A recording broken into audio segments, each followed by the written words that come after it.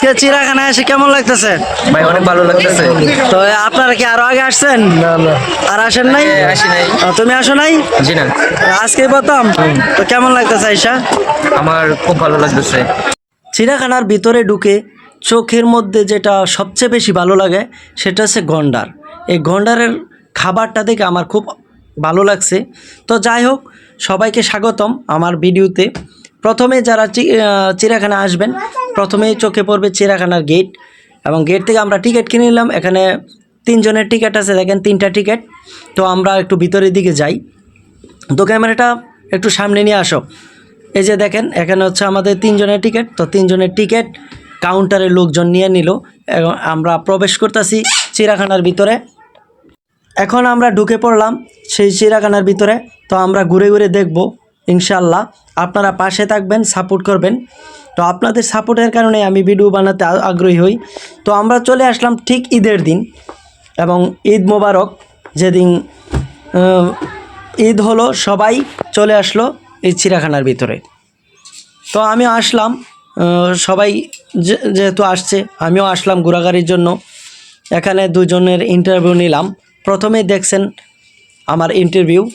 তো এখানে আর আপনাদেরকে শোনানোর দরকার মনে করি নাই। হাজার হাজার লোকের দর্শনার্থী এই চিড়িয়াখানার ভিতরে এসে প্রবেশ করেছে। তো আপনাদেরকে একটু দেখাই, এটা হচ্ছে উট পাখি। উট পাখিটা একটু কালো জাতের, দেখে খুবই ভালো লাগলো। এবং আরেকটা জাতের উট পাখি আছে, দেখেন কত লম্বা লম্বা পা। এটা দেখে খুবই খুবই অদ্ভুত লাগে একটি প্রাণী। এটা হচ্ছে গন্ডার। গন্ডার অনেকে হয়তো চিনেন, যারা চিড়িয়াখানার ভিতরে আসছেন অবশ্যই গন্ডার সম্পর্কে আইডিয়া আছে। এরা এত প্রকারের মানে খাচ্ছর প্রজাতির প্রাণী যা বলার বাহিরে। গন্ডারকে যেমন খাবার দিবেন ঠিক তেমন খাবারই খায়। বিশেষ করে ময়লা খাবারটা এরা বেশি পছন্দ করে, এবং বিভিন্ন প্রজাতির খাবার খায়। এর মধ্যে উল্লেখযোগ্য খাবার হচ্ছে ভুট্টা গাছ। ভুট্টা গাছগুলি খুব মজা করে খেয়ে থাকে গন্ডার।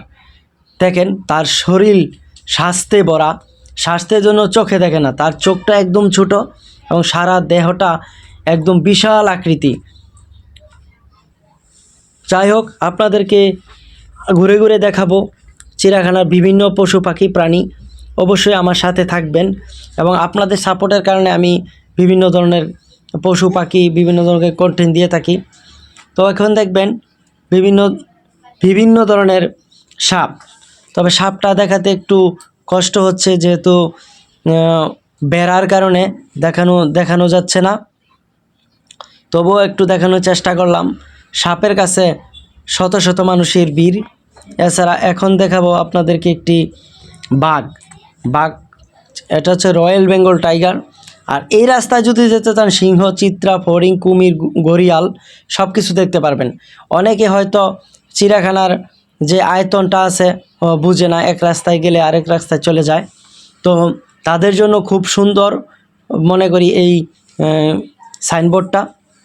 এখন দেখাবো আপনাদেরকে হরিণ, বিভিন্ন প্রজাতির হরিণ। হরিণে বিশাল বিভিন্ন প্রকারের হরিণ, ছোট বড় মাঝারি। তবে মাটিগুলো লালচে হয়ে থাকে, খুব সুন্দর, এবং গাছের তলে শুয়ে থাকে হরিণগুলা। এখন দেখতে পারবেন বিভিন্ন বিরল প্রজাতির এক বক। এই বকগুলো দেখতে খুবই অসাধারণ, এবং মানুষ এখনও ঢুকতেছে, প্রচুর মানুষ ঢুকতেছে। এই পাশটা যদি দেখাই, ঢোকার রাস্তার একটু সামনেই 200 মিটার সামনে অনেক মানুষের ভিড় সমাগম। তো ভিডিওটা কেমন লাগছে অবশ্যই একটু কমেন্টস করে জানাবেন, এবং ভালো লাগলে শেয়ার করে দিবেন, যেন আমি আরও ভিডিও বানাতে আগ্রহী হই। যারা ঈদের সিজনে আসবেন অবশ্যই চেষ্টা করবেন একটু দ্রুত বা সকাল সকাল আসার জন্য, তাহলে আপনারা একটু ভালো দেখতে পারবেন চিড়িয়াখানা। কারণ চিড়িয়াখানা আয়তনটা বেশ বড়, অনেক বড়। তো আশা করি সবাই ভালো থাকবেন, সুস্থ থাকবেন।